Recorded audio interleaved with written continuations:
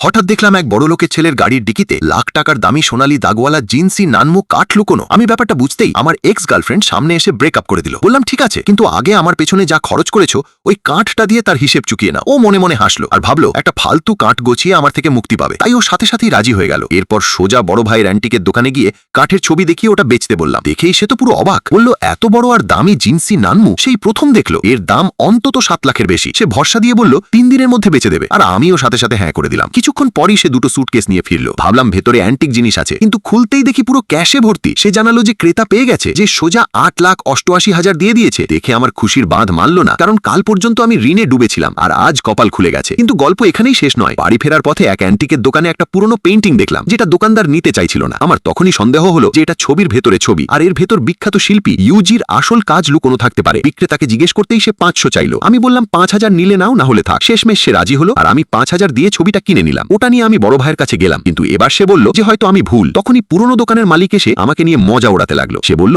এত পাতলা ছবির ভেতর আরেকটা ছবি থাকতেই পারে না। আমি বললাম বিশ্বাস না হলে খুলেই দেখে নাও। আমাকে ভুল প্রমাণ করতে সে সাথে সাথেই ওপরের স্তরটা সরিয়ে দিল, কিন্তু ভেতরের আসল ছবিটা বেরোতেই লোকজন সব অবাক হয়ে গেল। দোকানদার চালাকি করে সাথে সাথেই বলল সে এটা 10,000-এ কিনে নেবে, কিন্তু আমিও বোকা ছিলাম না। আমি সাফ জানিয়ে দিলাম 1 লাখের নিচে কোনো কথাই হবে না। এরপর অ্যান্টিক বাজারে তর্কাতর্কি শুরু হলো আর শেষমেশ ছবিটা 1,80,000-এ বিক্রি হলো। এখন আমার কাছে সবকিছুর আসল দাম চেনার ক্ষমতা চলে এসেছিল। ভাবতে লাগলাম এই অ্যান্টিক মার্কেটে আমি খুব জলদি অনেক বড় মানুষ হয়ে যাব। সামনে এগোতেই 2000 বছরের পুরনো জিনসেং দেখলাম, যার দাম ছিল 20 লাখ। তারপর একটা ফুলদানি দেখে জিজ্ঞেস করলাম এর দাম কত। দোকানদার বলল এটা হং আমলের আসল অ্যান্টিক, নিতে চাইলে 20 লাখ দিয়ে দিন। আমি হেসে বললাম আমি তো 300 বলেছিলাম। দোকানদার বলল 300-তে কোথায় পাবেন। তখন আমি বললাম আমি 300 নয় বরং 500 বলছি।